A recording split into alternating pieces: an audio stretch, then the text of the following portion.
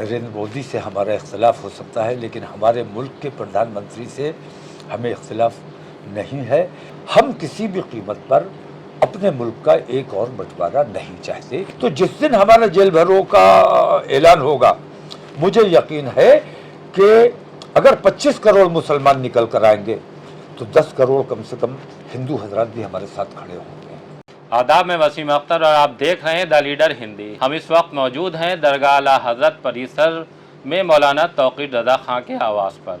मौलाना आजकल जो main media है उसकी केंद्र में हैं और जो आप कह रहे हैं, जो आप मुद्दे उछाल रहे हैं और मौज़ूए बहस हैं।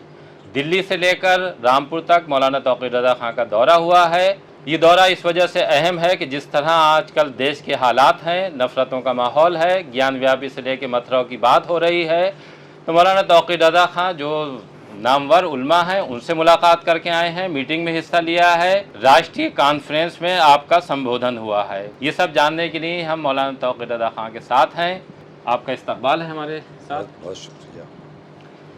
जो आपका ये पूरा एक तरह से अगर हम देखें तो बहुत अहम और लंबा दौरा रहा है, दिल्ली से लेकर रामपुर तक। तो इसके पीछे का जो मकसद है, अगर वो जानना चाहें तो क्या है?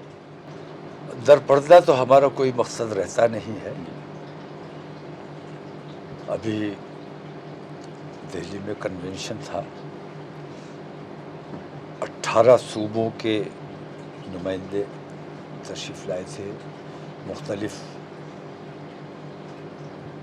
तंजीमों के सदूर सेक्रेटरी तशरीफ़ लाए और हालात हाज़रा पर गुफ्तगू हुई। मुख्तलिफ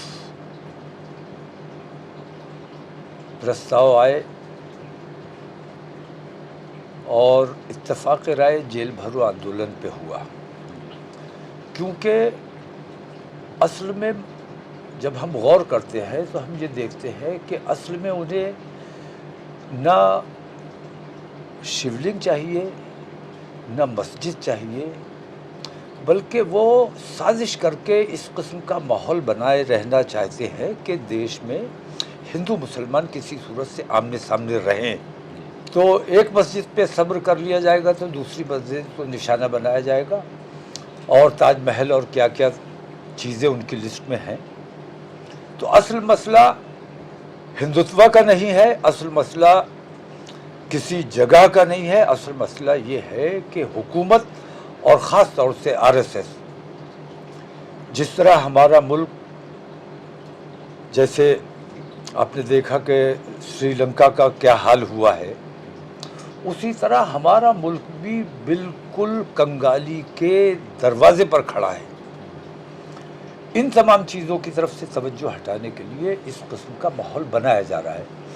मैं पूछता हूँ कि पिछले दिनों जो हनुमान चालीसा इतने खुशू खुजू के साथ पढ़ा जा रहा था हनुमान जी को राज़ी करने के लिए, वो हनुमान चालीसा अब क्यों नहीं पढ़ा जा रहा है?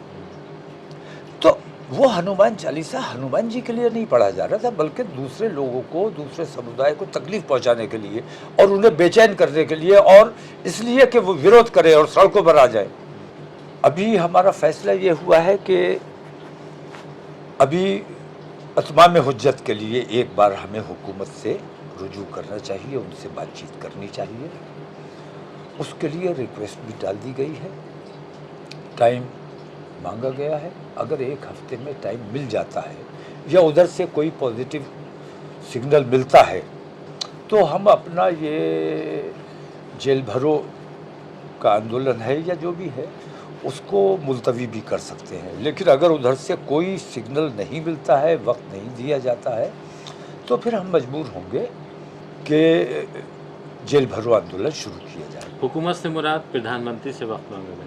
हाँ, प्रधानमंत्री हमारे देश के राजा हैं और नरेंद्र मोदी से हमारा इख्तिलाफ हो सकता है, लेकिन हमारे मुल्क के प्रधानमंत्री से हमें इख्तिलाफ नहीं है, क्योंकि जो कुछ भी मसाइल हैं, परेशानियां हैं, अपने प्रधानमंत्री से ही कही जाएंगी।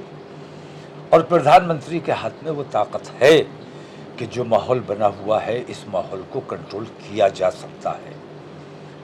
जैसे योगी आदित्यनाथ ने यूपी में कंट्रोल किया है, वो हिंदूवादी जो नफ़रतें फैलाने के लिए टोपियां ओढ़कर गए थे और मुसलमानों के ख़िलाफ़ माहौल बनाने की कोशिश कर रहे थे, उनको नंगा करने का काम जिस तरह योगी आदित्यनाथ ने किया, उस तरह नरेंद्र मोदी भी कर सकते हैं।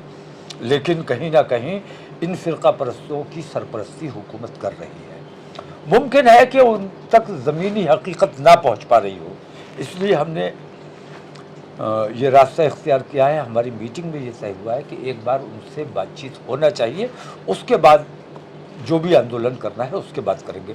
तो इसके लिए हमने एक हफ्ते के बाद 29 और 30 2 दिन की मीटिंग रखी है। उन 2 दिनों में सेंट्रल कमेटी तो हमारी बन चुकी है, बाकी हर सूबे की जिम्मेदारियां सौंपी जा रही हैं और हर सूबे की जिम्मेदारी अलग अलग सौंपी जाएगी और इंशाअल्लाह पूरे हिंदुस्तान में एक ही दिन में गिरफ्तारियां दी जाएंगी, धरना प्रदर्शन किया जाएगा और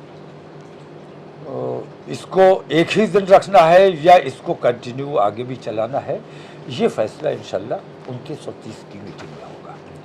इसका कोई परमानेंट सॉल्यूशन हो सकता है? जिस तरह से देखिए, अगर हम बात करें कि मुगलिया दौर है, बहुत सी अगर विवाद खड़े हो रहे हैं तो उस दौर के जो निर्माण हैं उनको लेकर हो रहे हैं, तो उस जो आपने मीटिंग की है उसमें कोई ऐसी तजवीज़ सामने आई है, कोई ऐसा प्रस्ताव सामने आया है कि जिस पर अमल करने के बाद हम इन सब चीज़ों को, जो नफ़रत की आवाज़ें हैं, उनको बदल सकते हैं?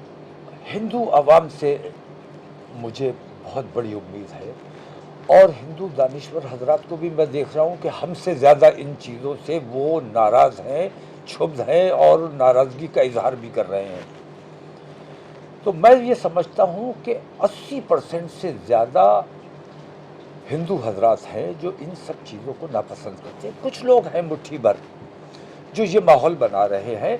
इन्हीं नफ़रतों ने एक बार हमारे मुल्क का बंटवारा कराया था और वो हिंदू राष्ट्र बनाने की लाइन पर आज भी काम कर रहे हैं। जिन्होंने उस वक्त बंटवारा कराया था, आज भी उनकी कोशिश ये है कि मंदिर मस्जिद और हिंदू मुस्लिम के ज़रिए हम इतनी नफ़रतें फैला दें कि एक और बंटवारा हमारे हिंदुस्तान का हो जाए। हम किसी भी कीमत पर अपने मुल्क का एक और बंटवारा नहीं चाहते। इसके लिए हमें जो भी कुर्बानी देना पड़े, जो भी जद्दोजहद करना पड़े, जिससे भी बात करना पड़े, इंशाल्लाह हम उससे पीछे नहीं हैं। जो मीटिंग आपने की है उसमें जो आईएमसी के लोग हैं वो हैं, या फिर जो दूसरे फिक्र वाले लोग हैं, सोच वाले लोग हैं, वो भी इसमें साथ में हैं? नहीं, इसमें आईएमसी का या मसलब का कोई मामला नहीं है।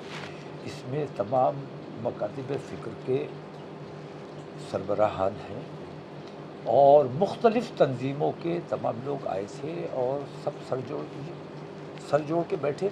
वो तमाम लोग जो अपने मुल्क से प्यार करते हैं और इसमें बहुत से हिंदू हजरात से भी मेरी बातचीत हुई है, मीटिंग में भी शरीक हुए हैं और उनका ये कहना है कि लड़ाई आपकी है, आपको लड़ना चाहिए, लेकिन ये मत समझना कि आप तन्हा हो, हम आपके साथ बराबर से खड़े हैं। तो जिस दिन हमारा जेल भरो का ऐलान होगा, मुझे यकीन है कि अगर 25 करोड़ मुसलमान निकल कर आएंगे तो 10 करोड़ कम से कम हिंदू हजरात भी हमारे साथ खड़े होंगे।